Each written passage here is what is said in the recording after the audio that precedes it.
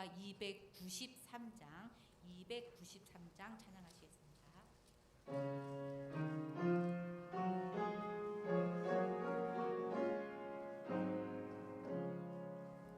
주의 사랑 비치니 기쁜 오늘 근심 걱정 물러가고 기쁜 오늘 기도하기 하시며 희미한 곳 물리쳐 주의 사랑 비치니 기쁜 오늘 그 큰 사랑 내 마음속에 충만하게 비치니 찬송하네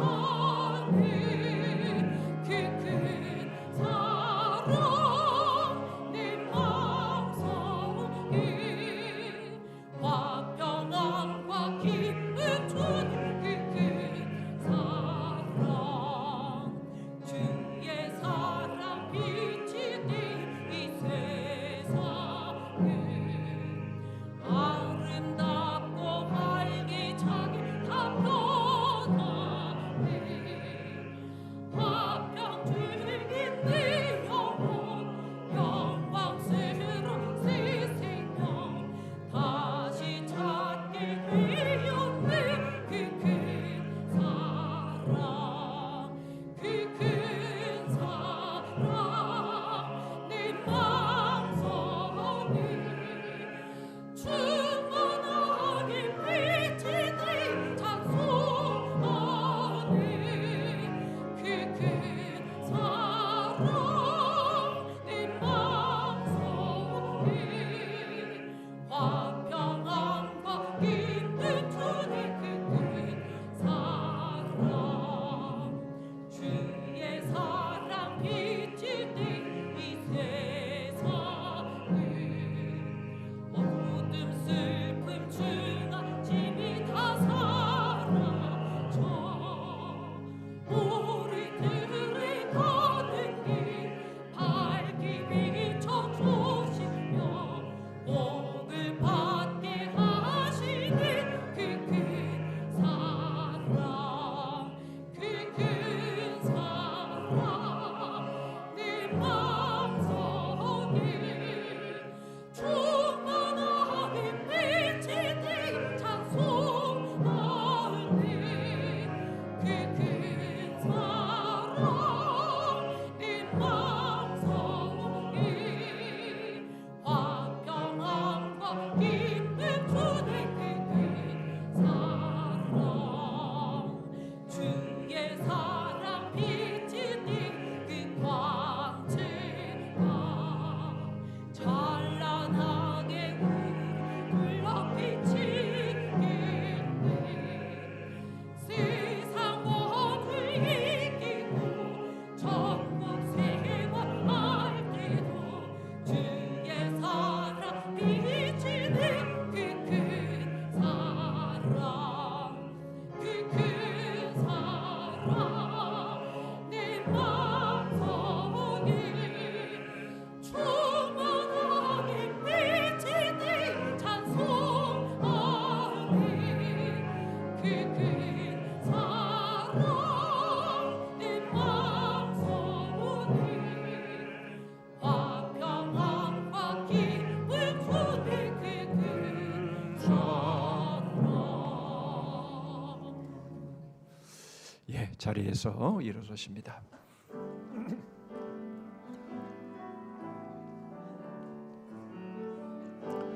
오직 주의 사랑에 매여 내 영 기뻐 노래합니다. 이 소망의 언덕 기쁨의 땅에서 주께 사랑드립니다. 오직 주의 임재 안에 갇혀 내 내 영 기뻐 찬양합니다. 이 소명의 언덕 거룩한 땅에서 주께 경배드립니다.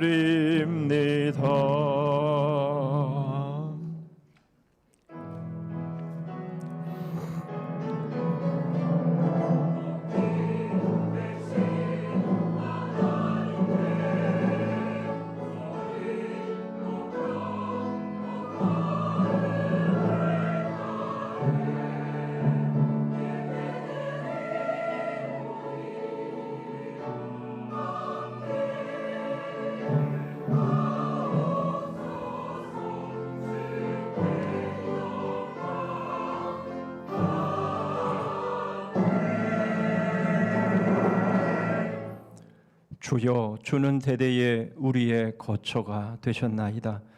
산이 생기기 전, 땅과 세계도 주께서 조성하시기 전 곧 영원부터 영원까지 주는 하나님이시니이다. 우리에게 우리날 계수함을 가르치사 지혜로운 마음을 얻게 하소서. 우리 하나님, 대대에 저희의 거처가 되어 주시고 그 모든 것들을 주관하고 섭리하시는 가운데에 저희들을 주의 자녀 삼으시고 오늘도 주의 자녀들 한자리에 모여 하나님께 예배하고 영광을 돌리게 하여 주심을 감사합니다.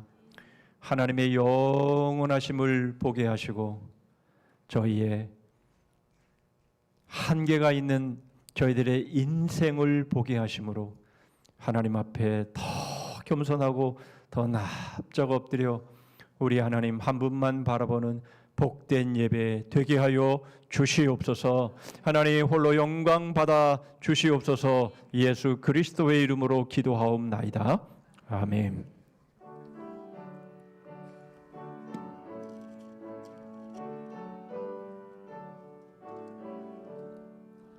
복의 근원 강림하사 찬송하게 하소서. 한량없이 자비하심 측량할 길 없도다. 천사들의 찬송가를 내게 가르치소서. 계속하신 그 사랑을 항상 찬송합니다.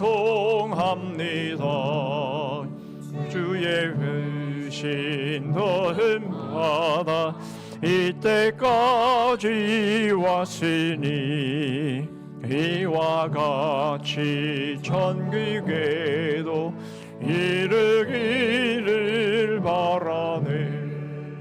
하나님의 품을 떠나 죄에 빠진 우리를 예수 구원하시려고 보혈을 주셨네.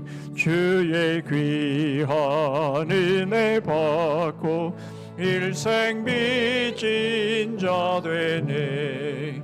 주의 인에 사슬 되사 나를 지게 매소서. 우리 마음은 연약하여 범죄하기 쉬우니 하나님이 받으시고 천국인을 치소서.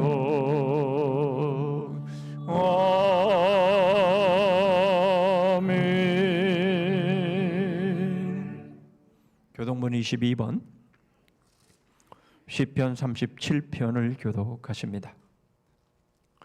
악을 행하는 자들 때문에 불평하지 말며 불의를 행하는 자들을 시기하지 말지어다.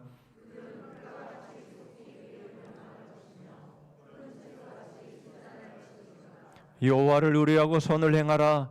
땅에 머무는 동안 그의 성실을 먹을거리로 삼을지어다.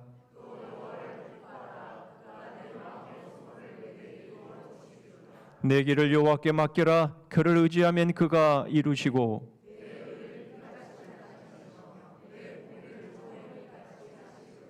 여호와 앞에 잠잠하고 참고 기다리라.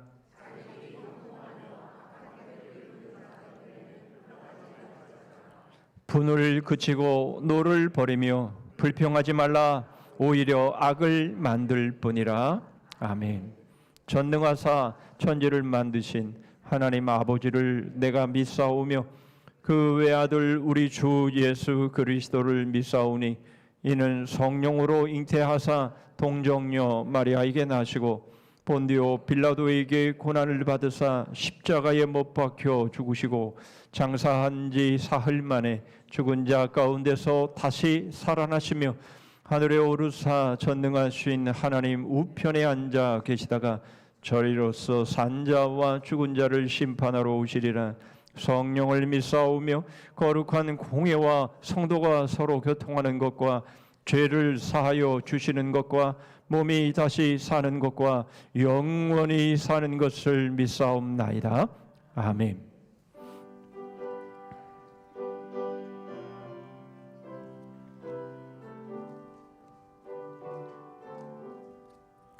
나의 영원하신 기여 생명보다 귀하다.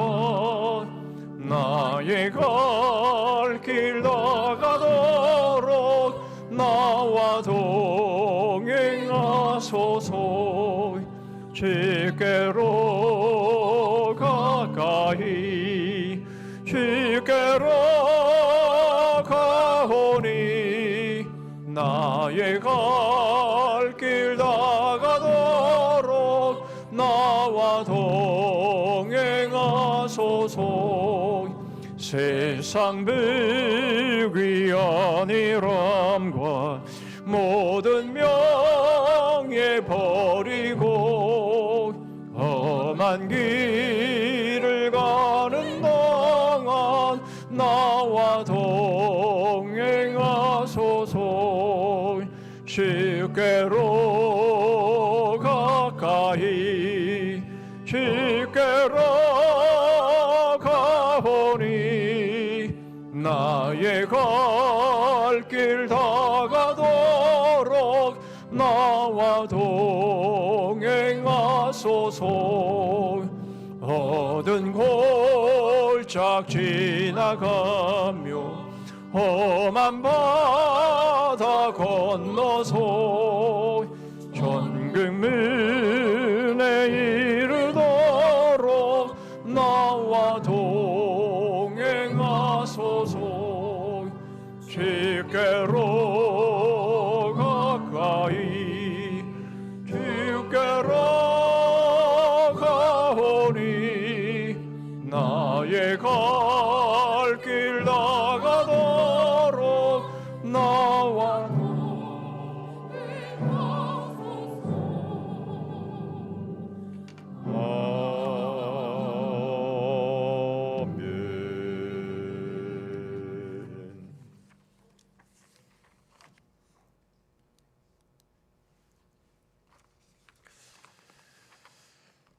사랑이 많으시고 항상 선한 길로 인도하시는 하나님 아버지, 오늘도 주님의 날에 저희들을 불러주시고 찬양과 경배를 드리게 하시니 감사합니다. 봄을 채 만끽하기도 전에 여름을 느끼게 하는 나날이지만 초록과 싱그러운 바람 덕분에 만물을 주관하신 하나님께서 그래도 우리를 언제나 살만하게 해주신다는 것을 하루하루의 생활 속에서 느끼며 감사를 드립니다. 지난 한 주간도 주님의 자녀답게 남에게 선한 영향을 끼치면서 열심히 살려고 나름대로 노력했지만 담대히 주님만을 의지하지 못하고 남들의 시선과 평판을 의식하며 세속적인 삶을 살았음을 고백하며 회개합니다. 입으로는 언제나 주님만을 찬양하며 따라가겠다고 시험을 당할 때도 나와 함께 하시는 주님을 믿는다고 고백하지만 저의 마음은 근심과 걱정으로 꽉 차 있는 것을 느끼면서 또한 회개합니다. 저희를 긍휼히 여기시는 주님, 저희를 불쌍히 여기시고 저희들에게 강한 믿음을 허락하여 주옵소서. 세상의 풍조를 따라 살아가기보다는 오로지 전지전능하신 하나님의 말씀만을 의지하며 고난을 소망으로 바꿔 살아가는 우리들을 다 되게 하시고 이 세상에 그 어떤 것을 얻는 것보다 주님의 은혜를 사모하는 것을 중요하게 생각하며 살아가므로 지가 없어지는 나무가 아니라 많은 열매를 맺는 좋은 나무처럼 살아가도록 주님 도와주옵소서. 교회를 사랑하시는 하나님 아버지, 이 땅에 수많은 교회들이 맛을 잃은 소금처럼 사람에게 밟힐 뿐인 신세가 되어버린 너무나 안타까운 시대에 살아가고 있는 이때에 우리 성산교회는 복음 배움에 힘쓰게 하시고 이웃을 사랑으로 섬기는 교회로, 서로에게 삶을 겨누는 교회로 더욱 힘차게 나아갈 수 있도록 도와주옵소서. 하나님의 말씀이 온 땅에 전파될 때 다시 오겠다고 말씀하신 주님, 온갖 고난과 박해 속에서도 담대히 복음을 전하던 바울과 바나바를 본받아 온 교회가 한마음 한뜻이 되어 주님이 허락하신 교회를 이 지역과 이 나라와 온 열방에 세워나가는 귀한 교회가 될 수 있게 하나님 도우시고 인도하여 주옵소서. 성산교회를 세우시고 63년간 인도하신 하나님의 은혜를 찬양합니다. 제5대 담임 목사님 청빙 절차가 순조롭게 진행되고 있습니다. 주님께서 우리 교회에 꼭 필요한 준비된 능력 있는 목사님을 보내주시리라 믿고 온 성도가 관심을 갖고 진정으로 기도하고 있습니다. 청빙의 모든 과정에 주께서 간섭하시고 주장하여 주옵소서.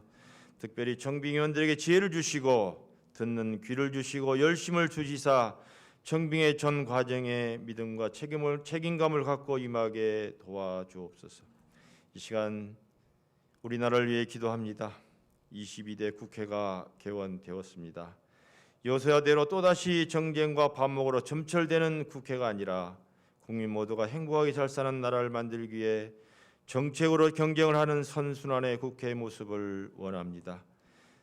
빈부격차가 줄어드는 나라 되게 하시고 바른 생각과 남과 더불어 사는 마음을 가진 학생을 길러내는 학교 교육이 되게 하실 뿐만 아니라 열심히 공부하고 노력한 젊은이들이 원하는 직장에서 자기의 능력을 발휘하고 꿈을 이뤄나가는 그런 나라가 되도록 여건을 허락하시고 정책을 만들고 집행하는 자들에게 지혜와 정직함을 허락하여 주옵소서.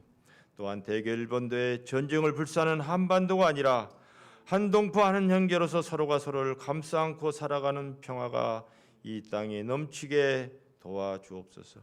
오늘 또 말씀을 들고 단위에 세워주신 목사님 붙잡아 주시고 능력을 7배나 더해 주셔서 하나님의 말씀을 대언하실 때 위로부터 부어주시는 하나님의 은혜가 충만히 많은 귀한 시간 되게 하옵소서.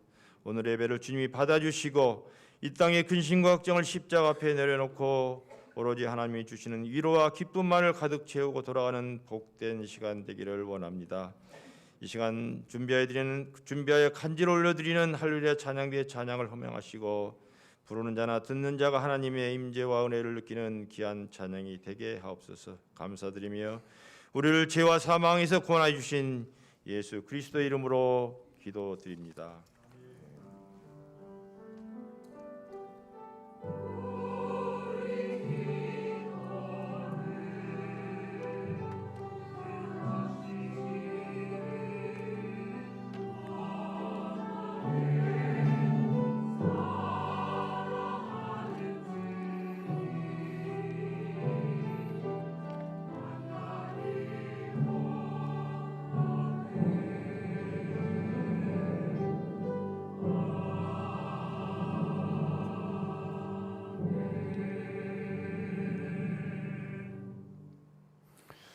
이 시간 우리에게 주시는 하나님의 말씀은 신약 사도행전 15장입니다.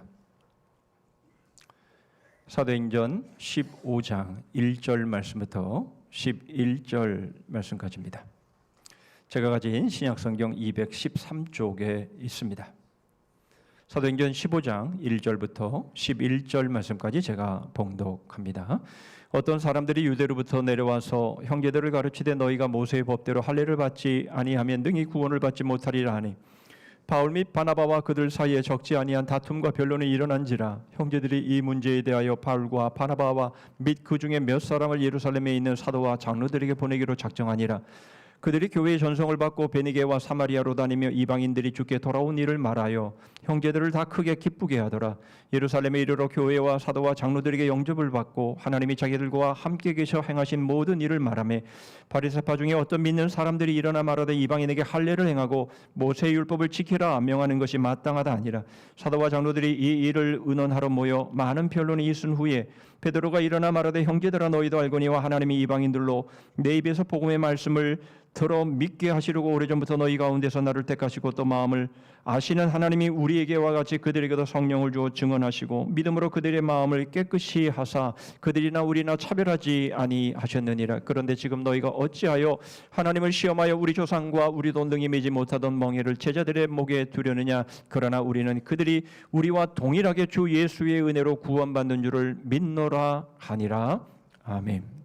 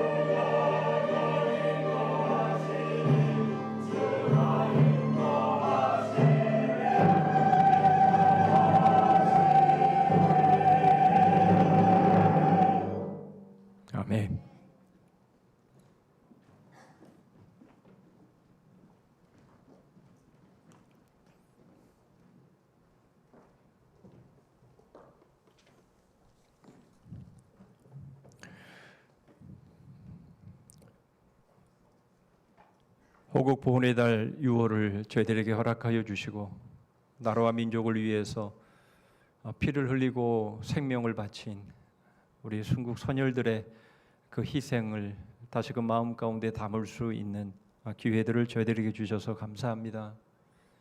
무엇보다 저희들을 위해서 십자가에서 피 흘려주신 그 보혈을 저희들에게 흘려주신 예수 그리스도의 바로 그 사랑과 그 희생을 저희들이 또한 깊이 새기는 또 그런 한 달도 되게 하여 주시옵소서. 저희들이 실패할 때에 주님의 손 그 십자가의 못자국을 만지는 저희들 되기를 원합니다. 또한 저희들이 잘 나갈 때에도 주님 저희들의 잘함 때문에 승리하고 성공한 것이 아니라 바로 주님의 은혜가 있었기에 여기까지 왔음을 고백하며 주의 손 못자국을 만지는 저희들 되기를 원합니다. 주님 이처럼 부활의 주님을 따라가기 위해서 오늘도 주님의 손 못자국을 만지는 은혜의 삶을 살아가는 저희들 되게 하여 주시옵소서. 베푸신 주의 은혜와 사랑에 감사해서 이 시간 저희 마음을 물질에 담아 하나님 앞에 올립니다. 모든 것이 하나님의 것이며 하나님의 것으로 저희들에게 맡겨주셨음을 고백하여 수배 11조를 드립니다. 여러 감사의 제목으로 하나님 앞에 나아갑니다. 맡겨주신 사명 비전 감당하기를 소원하여 작정한 것 드립니다. 땅끝까지 이르러 내 증인이 되라 말씀하신 말씀을 받들고 귀한 것들이 오니 하나님 받아 주옵시고 땅 끝에 있는 영혼들에게 복음이 증거되는데 귀하게 저희들의 물질을 사용하여 주시옵소서. 각종 헌금을 두랩돈을 드리는 과부의 심종으로 드립니다. 주님 적은 것이나 하나님께서 많은 것으로 받아 주실 줄 믿습니다. 주님 저희들에게 필요한 것들로 맡겨 주시옵소서. 또 풍성한 것들로 맡겨 주시옵소서. 그래서 저희들만 바라보는 저희들의 시각이 이제는 많은 저희들이 섬겨야 될 영혼들을 향해서 열리게 하여 주시옵소서. 그래서 하나님 많이 나누고 섬기고 베풀며 그렇게 하나님 주의 그 사랑을 나누는 그 사랑을 실천하는 그런 삶 살아갈 수 있도록 저희들을 사용하여 주시옵소서. 지난 한 주간도 주의 몸된 교회를 위해서 수고했던 기도의 눈물 희생의 피 흘린 섬김들을 받으옵시고 오늘도 말씀으로 위로하여 주시고 말씀으로 잘했다 칭찬해 주시고 말씀으로 더욱 감동과 감격 속에서 도전하여 주심으로 더 열정적으로 주를 섬기는 저희 모두가 되게 하여 주시옵소서. 예수 그리스도의 이름으로 기도하옵나이다. 아멘.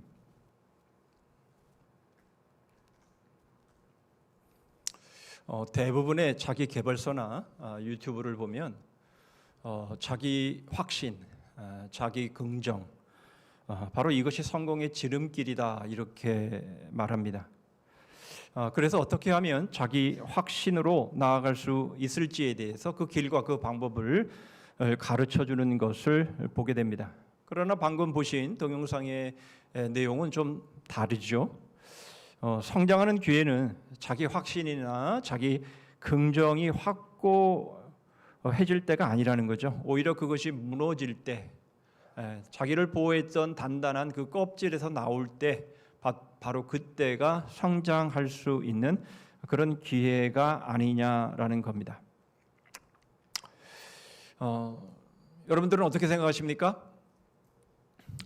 단단한 자기 확신이 있을 때에 성장을 합니까? 아니면 그 단단한 껍질을 벗고 나올 때에 비로소 성장합니까? 여러분 뭐 각각류로 예를 들어서 지금 설명하고 있지만 그러나 이거는 너무나 자연스럽고 당연한 말이 될 수밖에 없는 것이죠. 여러분 단단하게 내 자신을 지키는 한 우리는 새로운 것들을 받아들일 수가 없는 것이죠. 결국 자기와 다른 것들은 받아들일 수가 없기에 결국 우물 안의 개구리의 모습으로 있을 수밖에 없는 겁니다. 우리는 이러한 예를 사도행전을 통해서 우리는 보고 있는데요. 특히 사울이라고 하는 바울, 바로 그 모습이 우리에게 그런 좋은 예를 보여주는 것이 아닌가 싶습니다. 이미 우리가 살펴보았지만 살기가 등등했던 사울, 자기 확신이 가득했던 사울, 바로 그는 바로 예수 그리스도를 핍박하고 예수 그리스도를 따르는 복음을 믿는 사람들을 핍박하는데 얼마나 열정적이고 앞장섰는지 모릅니다. 그러나 그가 부활하신 예수님을 만났을 때 자기 확신에 똘똘 뭉쳤던 바로 그 모습이 산산조각이 나게 되지요. 오히려 그는 육신적으로 눈이 멀게 되고 정신적으로 피폐해지며 자신이 저질렀던 바로 그 일들이 얼마나 잘못됐는지에 대해서 철저하게 돌아보는 그런 3일의 그런 시간들을 보내는 그런 모습을 보게 됩니다. 그 단단한 자기를 둘러싼 그 껍질, 자기 그 확신 가운데에서 결국 나왔을 때에 비로소 그가 엄청난 성장을 이루는 모습을 보게 됩니다. 사도행전 9장 19절부터 22절입니다. 음식을 먹으며 강건하여지니라. 사울이 다메섹에 있는 제자들과 함께 며칠 있을새 즉시로 각 회당에서 예수가 하나님의 아들이심을 전파하니 듣는 사람이 다 놀라 말하되 이 사람이 예루살렘에서 이 이름을 부르는 사람을 멸하려던 자가 아니냐, 여기 온 것도 그들을 결박하여 대제사장들에게 끌어가고자 함이 아니냐 하더라. 사울은 힘을 더 얻어 예수를 그리스도라 증언하여 다메섹에 사는 유대인들을 당혹하게 하니라. 자기 확신에 똘똘 뭉쳤던 바로 사울이 오히려 부활하신 예수님을 만난 이후에 그 단단한 껍질들이 완전히 박살이 나고 자기가 핍박하고 자기가 잔해하려고 했던 이제는 오히려 그 복음을 오히려 전하는 바로 그러한 모습으로 완전히 바뀐 사울의 모습, 바울의 모습을 우리는 보는 것이죠. 여러분, 사실 사람들은 단단한 보호막을 갖추려고 온갖 노력을 기울입니다. 자신을 보호하기 위해서인 것이죠. 그러나 오히려 어느 시점에 되면 그 보호막이, 즉 자기의 확신이 자기의 성장을 방해하는 요소가 되어버리더라라는 것입니다. 오늘 우리는 이것을 살펴보려고 합니다. 오늘 본문은 사도 바울이 바나바와 함께 제1차 전도 여행을 마치고 난 직후에 벌어진 사건입니다. 배경은 안디옥 교회와 예루살렘 교회가 되겠습니다. 배경은 다르지만 그러나 다루고 있는 주제는 동일합니다. 그것은 다른 것이 아니라 바로 이방인 그리스도인들과 율법, 즉 모세의 법에 어떻게 적용시켜야 되느냐, 다시 말하면 이방인 그리스도인에게도 율법의 대표적인 표인 할례를 행하게 할 거냐 말 거냐에 대한 이 논제를 가지고 지금 서로 의논하고 논쟁을 하고 있는 그런 모습이 되겠습니다. 바로 이 문제가 안디옥 교회의 하나의 이슈로 떠올랐고요. 결국 이 문제 때문에 서로 옥신각신하면서 서로 분쟁하고 막 논쟁하던 상황 가운데 결론을 얻지 못하고 안디옥 교회가 바울과 바나바를 예루살렘 교회에 보내서 이 문제에 대한 답을 듣고자 하는 것입니다. 그래서 드디어 예루살렘 교회 안에서 회의가 열리게 되는데요. 바로 예루살렘 교회에서도 사실은 이 회의를 하기 이전에 먼저 이 문제가 또 부각이 되어서 옥신각신하는 장면이 오늘 본문 가운데 소개되고 있습니다. 그런데 우리가 주목하고자 하는 것은 바로 유대 그리스도인들, 복음을 이미 받았던 유대 그리스도인들 가운데도 자기 확신 가운데 있었던 사람들이 얼마나 많이 있었나라고 하는 것입니다.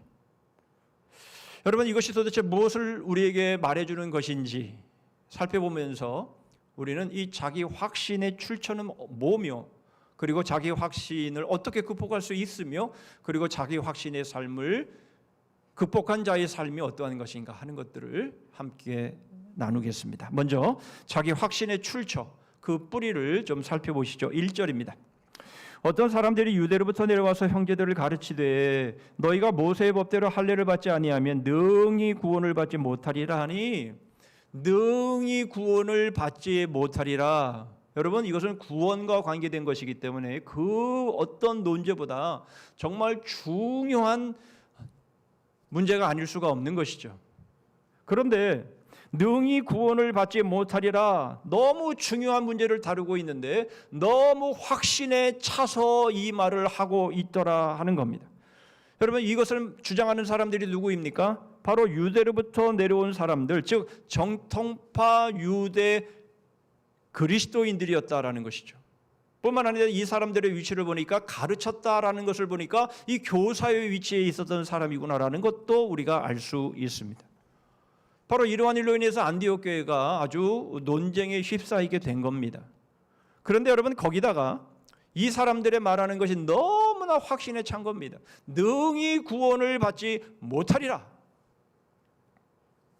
그런데 여러분 이 사람들의 모습만 그런 것은 아니었습니다. 5절 보시죠. 바리새파 중에 어떤 믿는 사람들이 일어나 말하되 이방인에게 할례를 행하고 모세의 율법을 지키라 명하는 것이 마땅하다 하니라. 마땅하다 이렇게 말하는 사람들, 이렇게 외치는 사람들 또한 예루살렘 교회 안에 지도자격에 속했던 바리새파 출신 중에 그리스도인들, 그들이 그렇게 마땅하다 이렇게 말하고 있더라라는 것입니다. 능히 구원을 받지 못하리라. 마땅하다. 여러분 이런 말은 자기 확신에 가득 찬 사람들이 하는 것이죠. 여러분 이 모습을 보면 타협의 여지가 전혀 보이지는 않습니다. 아무 일고에 다시 가치도 없는 것처럼 그렇게 말하고 있는 것이죠. 그러나 여러분 예루살렘 교회의 회의의 결론을 보면 이 사람들의 주장은 받아들여지지 않습니다. 그리고 수천 년이 지난 지금 바로 오늘 우리들의 이 현 상황 속에서도 바로 이들의 자기 확신은 잘못된 것이다라는 것이 분명히 드러난 거죠. 여러분 너무나 중요한 구원의 문제가 아닙니까? 저들 역시 복음을 받아들이는 사람 아닙니까? 그럼에도 불구하고 저들이 너무도 확고한 잘못된 자기 확신을 가지고 있었더라. 이유가 무엇일까요? 여러분 우리는 그들이 그렇게 단언했던 말들을 통해서 여러분 우리는 그 이유를 찾아볼 수 있습니다. 능히 구원을 받지 못하리라. 마땅하다. 여러분 이 말들의 전제가 뭡니까? 바로 우리들은 틀릴 수 없다. 바로 그거죠. 바로 그러한 명제가 깔려 있는 것입니다. 여러분 이것부터가 틀린 것이죠. 여러분 이것이 자기 확신의 출처이고 뿌리입니다. 여러분 사람은요 모두가 틀릴 수 있습니다. 여러분 이 세상에 틀리지 않을 수 있는 사람은 단 한 사람도 없습니다. 그러므로 여러분 능히 구원을 받지 못하리라. 마땅하다. 여러분 이렇게 말하는 자기는 틀릴 수 없고 자기 확신은 분명하다라고 말하는 바로 이것이 바로 자기 확신의 출처인 것이고요. 뿌리인 것이다 라는 겁니다. 자기 확신을 가지는 순간 자기 확신은 단단한 껍질이 되어서 그 어떤 것도 받아들이지 않게 될 것입니다. 이것이 바로 하나님을 잘 믿는다고 했던 사람들, 그렇죠?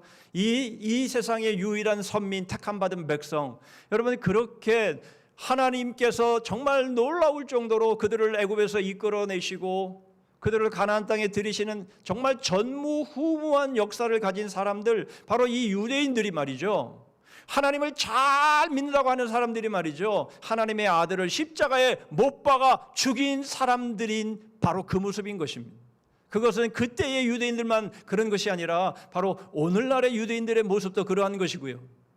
바로 오늘 우리가 예수 그리스도를 믿는, 우리가 그리스도인으로 복음을 받은 사람들로서 살아가는 우리들 안에서도 바로 그러한 모습들이 얼마든지 있을 수 있다라고 하는 것들을 우리에게 보여주는 것이죠.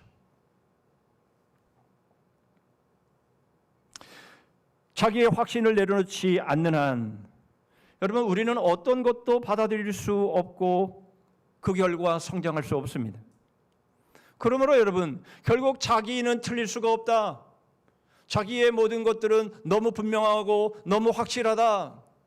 여러분 이렇게 자기 확신을 가지기 시작한다면 여러분 역시 그 끝도 결국은 틀림으로 끝나버릴 수밖에 없더라라는 것입니다. 결국 여러분 자기 확신의 시작도 자기 확신의 끝도 결국은 틀림으로 끝날 수밖에 없음을 오늘 우리는 이 유대 정통파 유대 그리스도인들의 모습을 통해서 확인하게 되는 것이죠. 여러분, 황희정승의 일화 가운데서 여러 일화가 있습니다만은 여러분들이 잘 아는 일화 하나를 소개해 드린다면, 두 여종이 싸우고 있습니다. 그래서 불러다가 자초지종을 묻는데 한 여종이 말을 하니까 그 여종의 말이 옳으네, 네가 옳으네, 이렇게 대답을 하죠. 그래서 다른 여종, 싸우는 다른 여종의 이야기를 들어보니까 네 말도 맞네, 이렇게 대답을 하지요. 그랬더니 그것을 보고 있던 그 부인이, 아니 얘도 맞고 쟤도 맞고 그러면 뭐가 옳은 겁니까? 질책하듯이 말하니까 그대 말도 옳으네, 이렇게 말을 했다라고 하는 일화가 있지 않습니까? 여러분, 우리는 자기 확신 속에서 자기의 옳음을 주장하지만, 그러나 여러분, 결국 황희정승의 일화 가운데서 그런 말을 합니다. 사람들은 서로의 잘못만 보려고 한다. 바로 그러한 말을 통해서 듣고 있던 그 사람들을 숙연하게 만들었다라는 그런 일화가 되는 것입니다.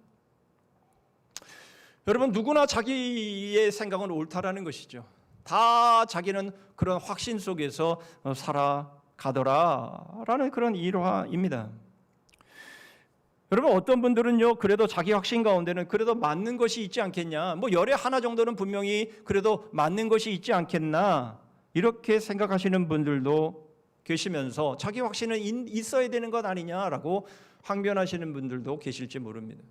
여러분, 물론 열에 하나도 어쩌면 맞을 수도 있을지 모릅니다. 그러나 여러분, 통계를 생각하기에 앞서서 이미 자기 확신 그 자체가 틀린 것임을 받아들일 수 있어야 한다라는 것이죠. 왜 그렇습니까? 바로 자기 확신과 바로 우리가 믿는 신앙은 다르기 때문에 그렇습니다. 여러분, 우리는 하나님의 은혜 가운데에 살아가는 사람들이며, 자기가 딱딱한 껍질을 벗어내고 그리고 예수 그리스도의 십자가 앞에 자신의 그 틀림을 인정하는 사람이기 때문에, 여러분, 우리는 그 십자가의 은혜를 통해서 예수 그리스도를 영접하게 되었고 예수 그리스도를 통해서 구원을 받은 사람들인 것이죠. 여러분, 자기 확신, 자기의 껍데기가 단단한 상태로는요, 우리는 그리스도인이 될 수가 없는 것이에요. 여러분, 열 중에 하나라도 자기 확신이 얼마든지 맞을 수는 있지만은, 그러나 여러분, 그것은 우리의 신앙과는 다른 겁니다. 또 이런 질문을 하실 겁니다. 그렇다면 자기 확신을 가지지 않는다면 우리가 어떻게 그러면 분별하면서 인생을 살아갈 수 있겠습니까? 라고 우리는 질문을 할 것입니다. 자연스럽고 당연한 질문이지요. 이제는 그 답을 한번 찾아보도록 하겠습니다. 어떻게 하면 자기 확신을 극복할 수 있을까라는 거죠. 3절 말씀입니다. 그들이 교회의 전송을 받고 베니게와 사마리아로 다니며 이방인들이 죽게 돌아온 일을 말하여 형제들을 다 크게 기쁘게 하더라. 바울과 바나바가 제1차 전도 여행을 마치고 자신들을 파송했던 안디옥 교회로 돌아오지요. 그리고는 안디옥 교회에서 이제 하나님이 어떻게 자신들을 통해서 복음을 전했는지에 대해서 보고를 합니다. 그런데 이 보고는 이 바울과 바나바가 얼마나 고무되어서 바로 이 보고를 하는지 우리는 이 본문의 흐름을 통해서도 우리는 잘 알 수 있습니다. 안디옥 교회에 와서도 선교 보고를 하지만 이제 지금 예루살렘 교회에 파송이 되어지는 상황 가운데에 바로 베니게와 사마리아로 다니면서도 바로 하나님이 자신들을 통해서 어떻게 이방인들에게 복음을 전하게 하셨는지에 대해서 지금 말하고 있는 것이죠. 여러분, 그 내용이 뭡니까? 너무 간단하게 잘 요약되어 있는 것들을 보게 되죠. 바로 그것은 이방인들이 죽게 돌아온 일을 말했다, 이렇게 말하고 있습니다. 자, 그러자 들은 반응이 어떻습니까? 형제들을 다 크게 기쁘게 하더라. 바로 이러한 모습으로 반응이 소개가 되고 있는 것을 보게 됩니다. 이방인들이 주께로 돌아왔다라는 말을 듣고 이 형제들, 다시 말하면 이 안디옥 교회의 교인들뿐만이 아니라 그리고 이 베니게와 이 사마리아에 있었던 그런 교회들도 모두가 다 기쁘게 여기더라, 이렇게 말씀을 하고 있는 것이죠. 여러분, 왜 이들이 기쁘게 여길까요? 교세가 그만큼 확장이 되었으니까, 아니면 그들을 통해서 거두어들일 뭔가 재정적인 어떤 도움, 그런 헌금을 기대하면서 기뻐했을까요? 그런 것 같지는 않습니다. 바로 그들을 기쁘게 한 이유가 무엇인가? 주께 돌아온 일이었다, 그렇게 말씀을 하고 있는 것이죠. 주께 돌아왔다라는 것이 무슨 의미입니까? 바로 자기 확신, 자신들의 두꺼운 껍질을 깨고 자기들처럼 연약한 모습이 된 바로 그 소식을 전해 듣고 동병상련의 그런 기쁨을 함께 누리고 있는 것이구나라는 것을 알 수 있습니다. 다시 말하면 같은 은혜에 거하게 된 것으로 인해서 기뻐하고 있었다라는 것입니다. 바로 그 이방인들이 받은 은혜가 바로 자신들이 받은 은혜와 동일하다라는 것들에 대해서 기뻐하고 있었다라는 말씀이 되겠습니다. 그러나 여러분, 그러한 모습만 있었던 것은 아닌 거죠. 4절 말씀 보시죠. 예루살렘에 이르러 교회와 사도와 장로들에게 영접을 받고 하나님이 자기들과 함께 계셔 행하신 모든 일을 말하며, 여러분, 안디옥 교회에도 선교 보고를 합니다. 그리고 베니게와 사마리아에도 선교 보고를 합니다. 그리고는 이제 예루살렘 교회에 도착해서도 바로 그들 앞에서 이 선교 보고를 얼마나 고무가 되어서 기쁨으로 지금 보고를 하고 있는지 모릅니다. 그런데 반응은 조금 다릅니다. 5절이죠. 다시 한번 보십니다. 바리새파 중에 어떤 믿는 사람들이 일어나 말하되 이방인에게 할례를 행하고 모세의 율법을 지키라 명하는 것이 마땅하다 하니라. 물론 이것은 일각에서 나온 바리새파 중에 어떤 일부분의 사람들의 주장일 수 있습니다. 그렇지만 여러분, 우리는 이 반응들을 통해서 분명히 확연하게 차이가 나는 것들을 우리는 발견하게 되죠. 여러분, 바로 일각의 의견이지만 이들의 반응은 마치 주님이 안식일에 병 고치셨을 때의 유대인들의 반응과 아주 흡사하구나라는 것들을 보게 됩니다. 누가복음 13장 14절입니다. 회당장이 예수께서 안식일에 병 고치시는 것을 분내어 무리에게 이르되 일할 날이 엿새가 있으니 그동안에 와서 고침을 받을 것이요 안식일에는 하지 말 것이니라 하거늘. 여러분, 이들은 안식일이라고 하는 자기들의 규례, 자기들이 지키고 있던 그 법에 꽁꽁 묶여 있었던 것들을 보게 됩니다. 단단한 껍질에서 나오지 못하고 있는 모습이죠. 예수님께서 안식일에 병자를 고치시자 이들이 분을 내면서 예수님께서 병을 고치신 바로 그 은혜를 생각하지 못하고 이 병 고침을 받은 자의 입장에 한 번도 서보지 아니하고 그저 자신들의 그런 어떤 틀에 갇힌 바로 그것을 가지고 예수님이 잘못되었다라고 예수님을 비방하고 있는 모습을 보게 됩니다. 요한복음 5장 9절 10절입니다. 그 사람이 곧 나아서 자리를 들고 걸어가니라. 이날은 안식일이니 유대인들이 병 나은 사람에게 이르되 안식일인데 네가 자리를 들고 가는 것이 옳지 아니하니라. 38년 된 병자, 그 베데스다라고 하는 그곳에서 그렇게 참 처절하게 그 인생을 중풍병자로 살아왔던 사람인데 주님께서 내 자리를 들고 걸어가라 라고 말씀하시면서 그 병을 낫게 하셨는데 바로 그날이 안식일이라고 해가지고 바로 예수님을 비방하고 예수님을 책잡고 예수님을 향해서 분을 바라는 저들의 모습을 소개하고 있는 것이죠. 자기 확신에 가득 찬 사람들의 모습입니다. 여러분, 이 말을 뒤집으면 무슨 말입니까? 하나님의 은혜가 임했는데 하나님의 은혜가 무엇인지도 모르고 하나님의 은혜를 받지도 못했기 때문에 결국 하나님의 은혜를 받은 자의 입장에 서지 못하고 자기의 규례, 자기의 고정적인 생각에 꽉 사로잡혀서 그 선하고 그 아름다운 일을 행하신 예수님을 향해서 비난하고 손가락질을 하고 있는 것입니다. 하나님의 은혜를 받은 사람, 하나님의 은혜가 무엇인지 아는 사람은요, 자기 확신을 내려놓습니다. 주께로 돌아온 사람들은요, 결국 자기 확신으로 살아가는 사람들이 아니라 하나님의 은혜로 살아가는 사람들이라는 것이죠. 우리는 무엇이 옳고 무엇이 그른지를 알고 싶어 합니다. 그래서 누가 옳고 그른가를 따지려고 하지요. 여러분, 필요한 것임에 틀림이 없습니다. 그러나 여러분, 우리들의 마음 가운데 이러한 마음은 없는 것일까요? 바로 내가 그 옳고 그름을 따지면서 바로 나의 옳음, 바로 내 자신의 확신이 옳았음을 입증받기 위한 그런 모습은 없을까요? 그 안에? 어쩌면 자신의 옳음을 입증받을 수 있을지 모릅니다. 내가 생각한 게 맞았지. 내가 말한 게 맞았지. 여러분, 얼마든지 그런 일이 있을 수도 있을지 모릅니다만은, 그러나 그렇다면 그 사람은 하나님의 은혜로 살아가는 사람은 아닙니다. 왜 그렇습니까?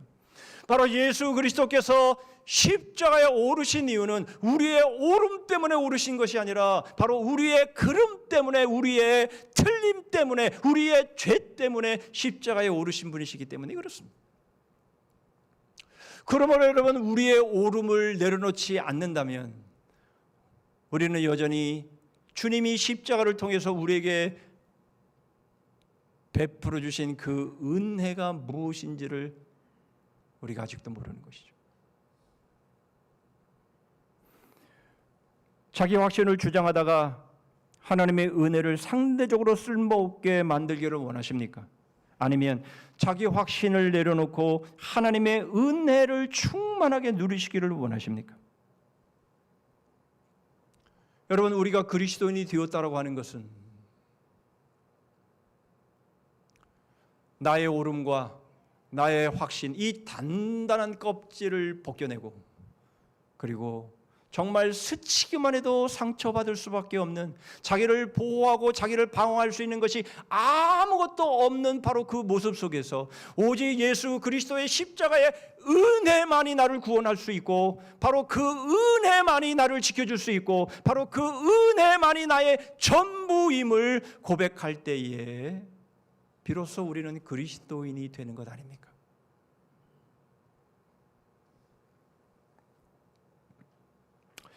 여러분, 그러나 그럼에도 불구하고 우리는 이러한 우리의 믿음의 삶 속에서도 능히 구원을 받지 못하리라, 마땅하니라, 이렇게 복음을 받았고 여전히 그리스도인이면서도 여러분 자기 확신 속에 살아가는 여러분 그러한 모습들이 우리 가운데 여전히 계속될 수 있습니다. 그러면 여러분 꼭 이 문장을 그때마다 기억해내시기를 바랍니다. 내 확신을 주장하다가 주님이 십자가로 베푸신 하나님의 은혜를 폐기처분할 것인지, 아니면 내 확신을 내려놓고 충만한 은혜 속에 거할 것인지. 여러분, 우리는 누가 옳으냐, 누가 맞냐, 자기의 확신의 문제들을 다루고 싶어하는 그 순간, 바로 그 시기가 우리에게 다가온다면 여러분, 우리는 이 문제, 이 질문을 우리 자신에게 던지셔야 합니다. 나의 옳음을 주장하면서 주님의 은혜를 내려놓을 거냐, 아니면 나의 옳음을 내려놓고 주님의 은혜 가운데 내가 살 것이냐.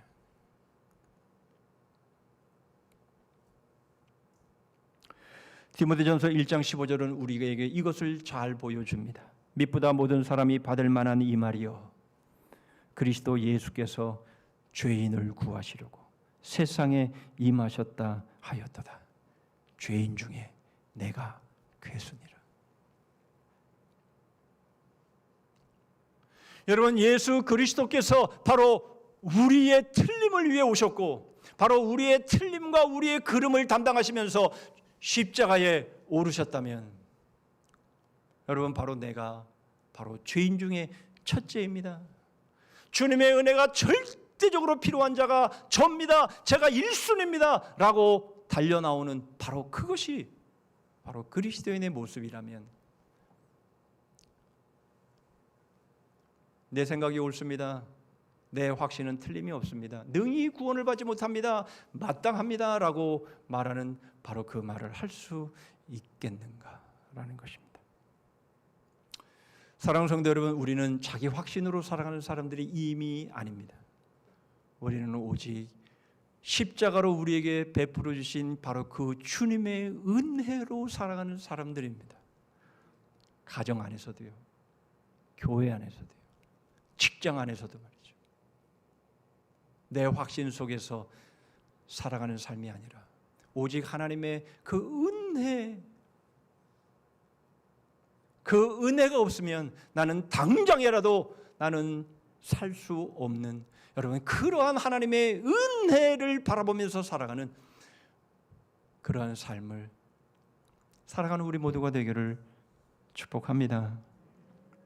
그렇다면 자기 확신을 극복한 자의 삶이 어떠한 것인지를 8, 9절을 통해서 보십니다. 또 마음을 아시는 하나님이 우리에게와 같이 그들에게도 성령을 주어 증언하시고 믿음으로 그들의 마음을 깨끗이 하사 그들이나 우리나 차별하지 아니하셨느니라. 이방인에게도 할례를 행해야 되느냐 말아야 될 거냐, 이 문제를 이제 의논하는 바로 그 시점에 제일 첫 번째 연사로 베드로가 나서서 이 말을 하고 있는 것입니다. 베드로가 첫 번째 연사로 나와서 이제 이 말을 하고 있는 이 요지가 무엇입니까? 바로 유대인이나 우리 유대인이나 그리고 이방인이나 다름이 없다라는 것이죠.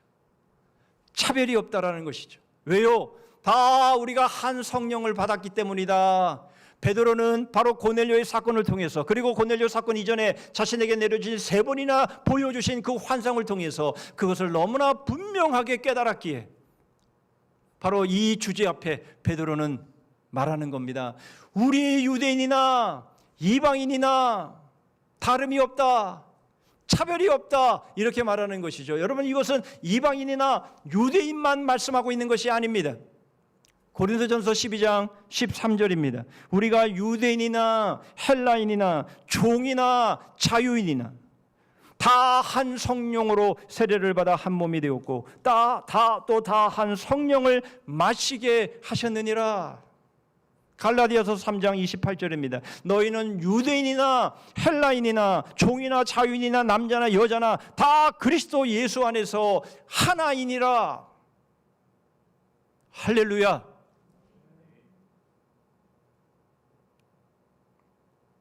여러분, 우리는 문화 속에서 살아갑니다. 그러므로 여러분, 문화를 완전히 무시할 수 없습니다.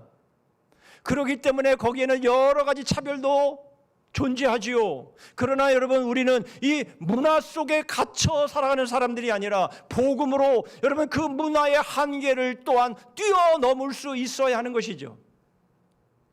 남자가 우월합니까? 여자가 우월합니까? 백인이 우월합니까? 흑인이 우월합니까? 어른이 우월합니까? 아이가 우월합니까? 부자가 우월합니까? 가난한 자가 우월합니까? 여러분, 다 문화 속에서 일어나는 일들입니다만은, 그러나 예수 그리스도 안에서는 모두가 하나입니다. 차별이 없습니다. 다름이 없습니다. 여러분, 이것을 극복해 나가는 것이 바로 복음 앞에 살아가는 자기 확신을, 자기의 단단한 껍질을 벗어버리고 나온 사람들의 모습인 것이죠. 인종, 혈통, 성별, 빈부, 귀천, 지위, 신분, 여러분, 그 어떤 것이든 더 이상 예수 그리스도 안에서는 의미가 없습니다. 왜요? 하나이기 때문에 그렇습니다.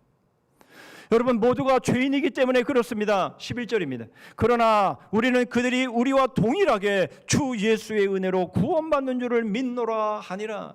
여러분, 인종이 우리를 구원한 게 아닙니다. 혈통이 우리를 구원한 게 아니에요. 여러분, 돈이 우리를 구원한 게 아닙니다. 지식이 우리를 구원한 것이 아니에요.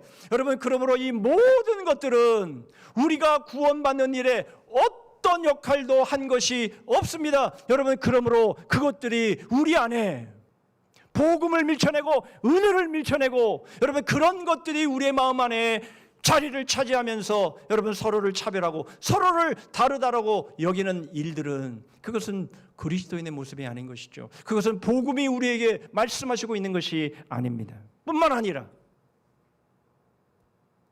여러분 이제 이미 예수 그리스도 안에서 하나 되어진 인종이나 혈통이나 성별이나 빈부나 귀천이나 지위나 신분이 이런 것들이 아니라 오직 예수 그리스도의 보혈로 은혜로 구원받은 사람들임을 믿고 우리가 하나 된 삶을 살아가는 사람들이라면 자기 확신을 드러낼 필요가 없는 것이에요. 자기의 옳음을 드러낼 필요가 없는 것이에요. 자기의 잘남을 입증받을 필요가 없는 것입니다. 여러분 우리는 다 하나인데요. 다 가족인데요. 거기서 뭘 자기의 잘남을 드러내어서 입증을 받은들 그게 무슨 의미가 있겠습니까? 여러분 이제 우리는 오직 예수 그리스도의 보혈로 예수 그리스도의 은혜로 구원받은 사람들이고 우리는 한 성령을 받아 우리가 이미 다 하나 된 사람들인데 좀 못나면 어떻고 좀 못 가지면 어떻고 조금 못 배우면 좀 더 어떻습니까?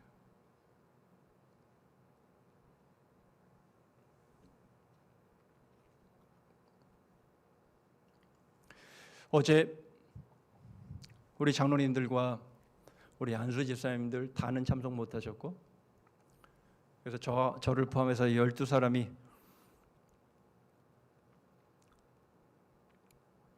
반구정이라는 아까 이 예화를 잠시 들었습니다만 황희정승의 유적지에 다녀왔습니다. 임진강이 흐르는 그 멋진 바로 그 자리에서 맛있는 장어도 구워 먹고 부러우시죠? 예, 커피도 마시면서 이런저런 이야기를 나눴습니다. 여러분 황희정승이 90세까지 살았는데요. 별로 안 놀라시네요. 예, 요즘은 다 뭐 웬만하면 90세까지 또 사시니까 안 놀라시는 건 마땅한데 그 당시에는요 평균 연령이 30세였어요. 30세에서 40세. 여러분 그랬는데 90세까지 살았으면 벌써 한 3배는 더 넘게 산 거죠. 대단한 장수한 삶입니다. 여러분 그분이요 여말 선초에 사신 분입니다. 고려 말에 그리고 조선 초기에 살았던 분인데요. 여러분 그분이 90세를 살면서 73년을 벼슬아치를 합니다. 몇 명의 왕을 모셨냐면 9명의 왕을 모셨습니다. 여러분 그런데요. 우리가 고려 말 조선 초라고 하면 딱 떠올리는 사람들이 있잖아요. 신숙주를 비롯한 성산문을 비롯한 사육신, 생육신 뭐 이런 분들을 떠올리지 않습니까? 그런데 바로 그 상황 속에서 73년을 벼슬아치를 하고 9명의 왕을 모신 대단하죠. 그래서 우리가 정승 그러면 조선시대 500년의 역사 가운데 황희정승 그분이 대표적으로 떠오르는 그런 인물이 아니겠습니까?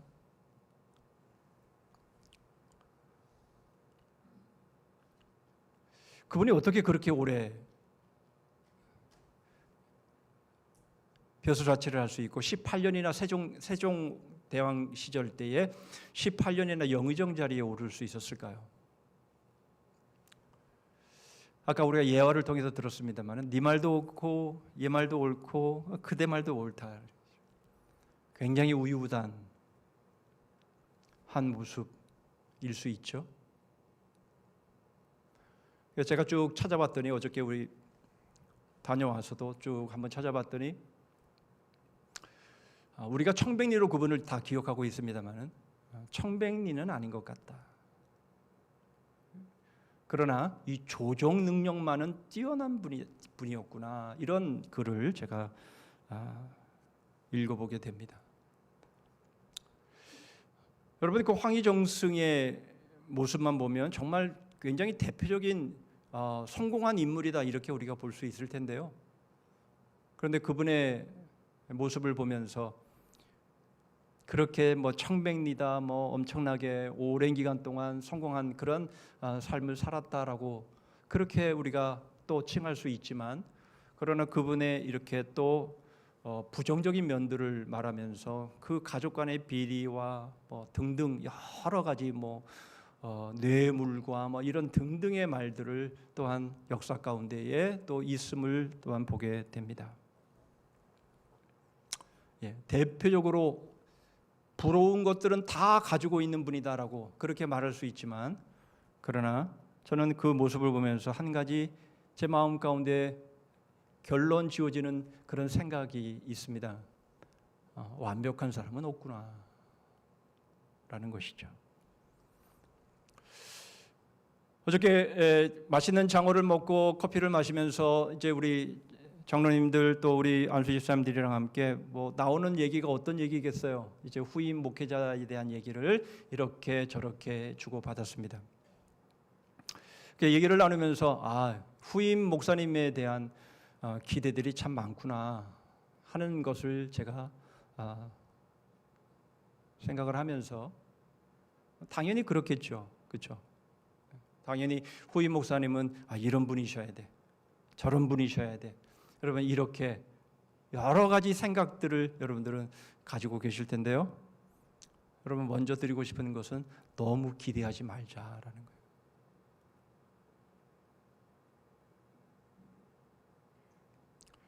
여러분 제가 여러분들에게 한 가지 질문을 좀 던지고 싶습니다.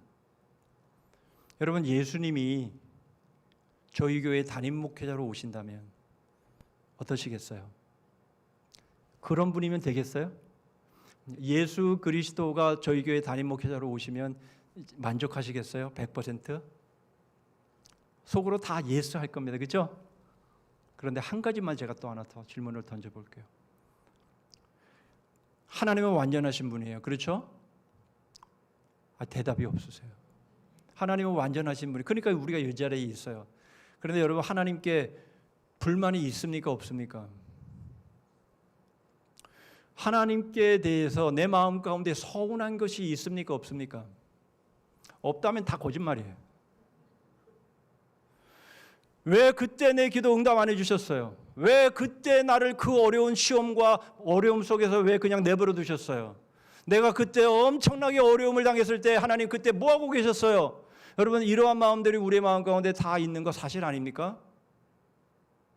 아무리 완전하신 하나님이라 할지라도 여러분 우리들의 마음 가운데는요 그런 불만이 있어요. 그런 우리의 마음 가운데에 석연치 않음이 우리에게 있는 거예요.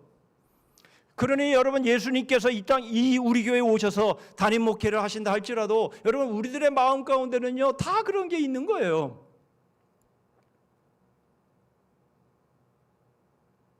여러분 무슨 말입니까? 여러분들의 마음 가운데에는 이런 목사님이 오시면 좋겠다, 저런 목사님이 오시면 좋겠다, 그런 목사님이 오시면 좋겠다라고 여러분 그런 기대치가 있는 거 저는 충분히 인정하고, 또 그렇게 여러분들이 원하는 사항들을 받아서 청비위원들이 그것들을 충분히 받아서 최선을 다해서 후임 목회자를 모시기는 하겠지만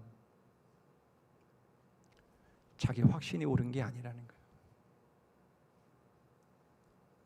여러분 우리는 다 나름대로의 확신을 가지고 말을 하지만 여러분 그렇게 요구하는 모든 상황들을 여러분 다 모아가지고 그렇게 해서 딱 한 우리가 원하는 목회자를 세울 수도 없을 뿐만 아니라 여러분 우리가 각자가 갖고 있는 자기 확신이 정말 그게 다 옳으냐, 그것도 확신할 수 없다라는 것이에요. 그러면 어떤 목회자를 우리가 모셔야 합니까? 자기 확신으로 살아가는 목회자가 아니라 하나님의 은혜로 살아가는 목회자.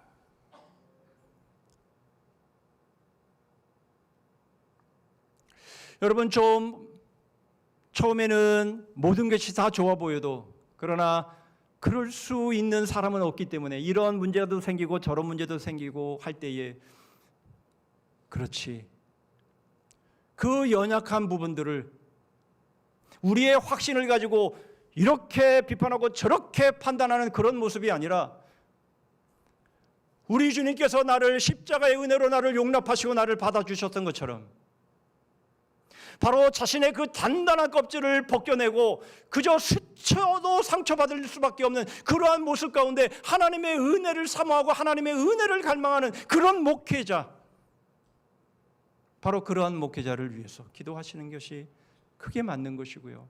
그런 연약함이 보일 때마다, 그런 부족함이 보일 때마다 바로 그것을 내 것으로 받아내고 그것을 위해서 기도하고 그것을 위해서 여러분 우리가 예수 그리스도 안에서 온전히 하나 되어 갈 수 있는 바로 그런 목회자, 바로 그것을 위해서 기도하시고 기대하시고 그렇게 지금의 우리의 상황들을 맞이하면 얼마나 좋을까 하는 생각을 해보게 됩니다. 여러분, 제가 오늘 설교 제목을 두 개로 올려놨죠. 하나는 턱도 없는 자기 확신, 괄호 열고 닫고 턱도 없는. 턱도 없다 그러면요, 이게 별로 어감이 잘 살아나질 않아요. 택도 없다 이래야 좀 어감이 살아나는데요, 그거는 맞춤법이랑 틀리더라고요. 지방 사투리더라고요. 택도 없다라는 게. 그런데 여러분, 어감이 좀 살아나야 되기 때문에 제가 제목을 그렇게 붙여놨습니다. 여러분, 자기 확신은요 택도 없습니다. 하나님의 은혜로 살아가는 그 삶이 우리 그리스도인의 삶입니다. 예수 그리스도의 바로 그 은혜 앞에서 여러분, 우리의 단단한 우리의 자기 확신의 껍질, 여러분 이것들을 벗겨내고 예수 그리스도의 은혜 없이는 살아갈 수 없는 자입니다. 여러분, 그런 고백하에서 우리가 서로 간에 다름도 차별도 없이 온전히 하나 되어지는 우리 교회가 되기를 주님의 이름으로 축복합니다. 아멘. 기도하겠습니다. 하나님 아버지, 저희들이 복음을 받은 자들이며 하나님의 은혜를 받은 자들임에도 하나님, 여전히 저희들이 옳고 그름을 따지며 저희 자신의 확신을 입증받기 위해서 몸부림치는 저희들의 어리석은 모습들이 여전히 있습니다. 주님, 그럴 때마다 예수 그리스도의 그 십자가의 은혜를 저희들이 물리치는 모습임을 저희들이 알아 저희들의 확신, 저희들의 오름을 내려놓고 온전히 저희들의 그름, 저희들의 틀림을 모두 안고 십자가에 오르신 예수 그리스도 앞에서 겸손하게 어떤 차별도 어떤 다름도 깨어내버리고 저희 자신들의 단단한 자기 확신의 껍질을 깨뜨려버리고 스쳐도 상처가 나고 연약한 그런 모습의 저희들의 실제를 예수 그리스도의 십자가 앞에 내어놓고 주님의 은혜만을 구하는 복되고 아름다운 성도로 그리스도로 살아가는 저희들 되게 하여 주시옵소서. 예수 그리스도의 이름으로 기도하옵나이다. 아멘.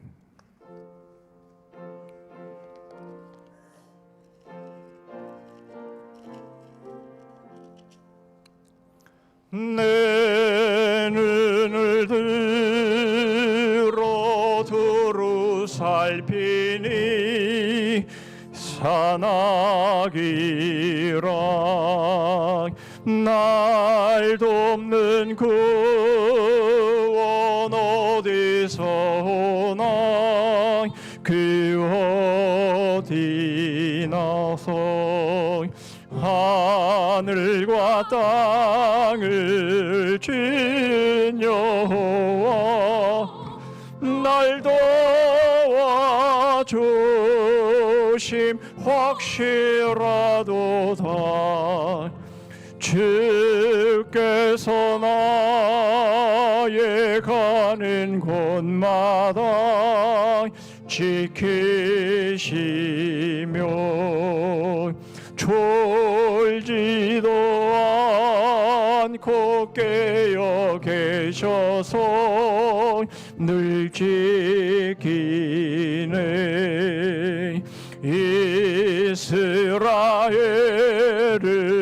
지키시니 쉬지도 않고 살펴주시네.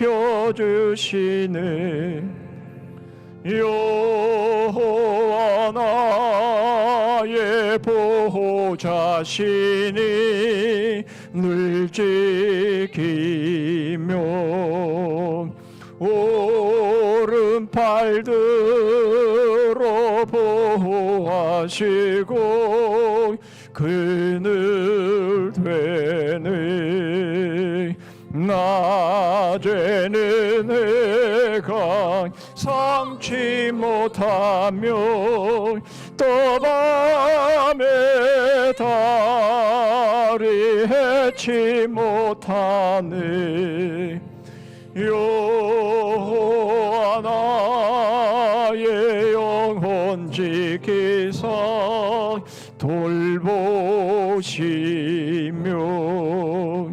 내 모든 죄를 사해 주시고 늘 지키네.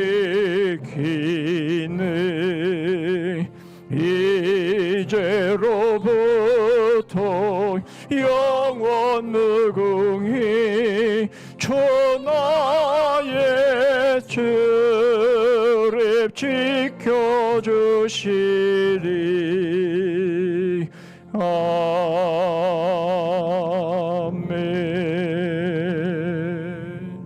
기도하십니다. 그러나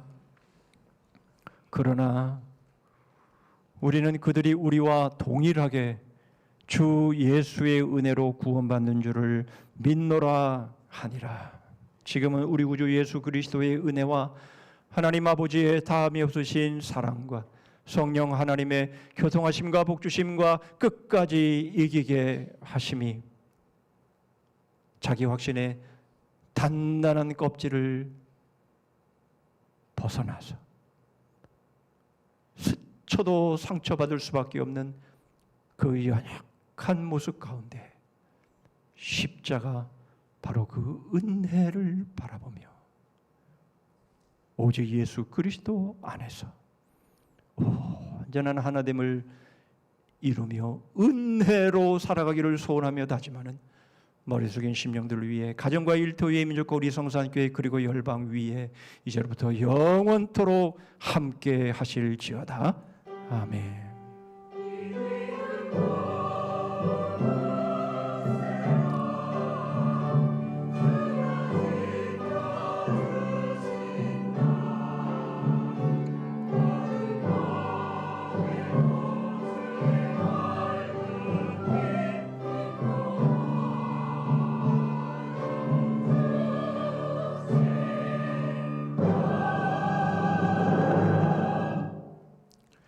예, 오늘 저희 교회에 함께 예배한 모든 분들을 환영합니다. 단임 목회자 청빙 절차가 은혜 가운데 순조롭게 잘 진행이 되고 있습니다. 이번 토요일까지 이제 지원을 이제 마감하게 되면 그 모든 청빙의 그런 모든 결과와 그런 과정들을 여러분들에게 다 함께 나눌 것입니다. 이제 오늘 당회를 통해서 더 세부적인 것들을 상의하겠습니다만은 이제 여러분들이 원하시는 그런 목회자, 그런 상, 이런 모든 것들도 우리가 함께 다 추합해서 우리 청빙위원회에서 그렇게 최선을 다해서 우리 교회에 꼭 맞는 목회자를 모시겠습니다. 그렇게 위해서 계속 관심과 기도를 해 주시기를 바랍니다. 혹시 오해가 있을 것 같아서 제가 설교 중에 말씀드린 내용 중에 갑자기 떠올라서 그 장어는요 우리 안수재 수사님들이 산 겁니다.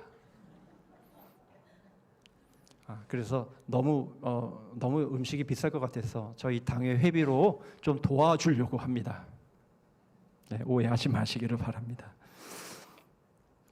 2024년 우리 성장반 공부가 이제 어떤 반들은 종강을 했고 어떤 반은 아직도 공부 중에 있는데요. 성장반 1, 성장반 2가 종강을 했습니다. 수료증을 준비해 놓고 있습니다. 사무실에서 받아가시기를 바랍니다.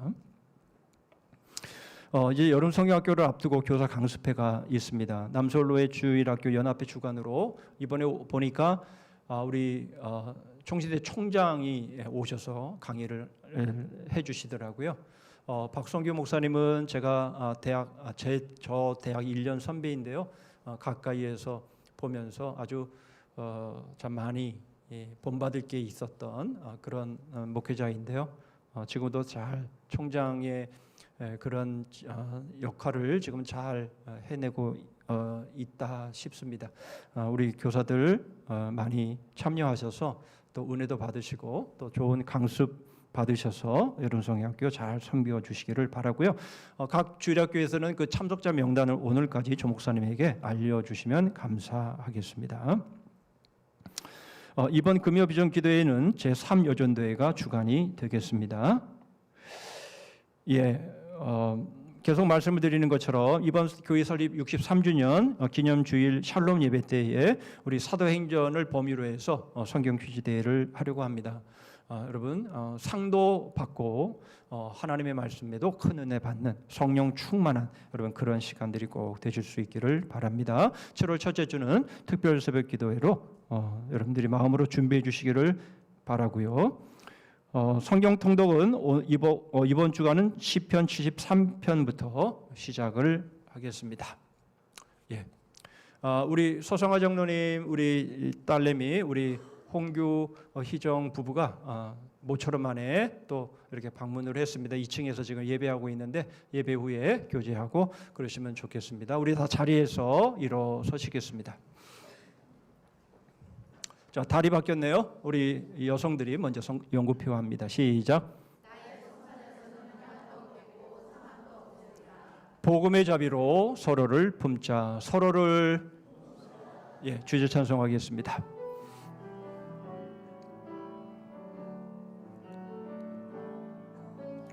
화려하지 않아도 정결하게 사는 삶 가진 것이 적어도 감사하며 사는 삶 내게 주신 작은 힘 나눠주며 사는 삶 이것이 나의 삶의 행복이라고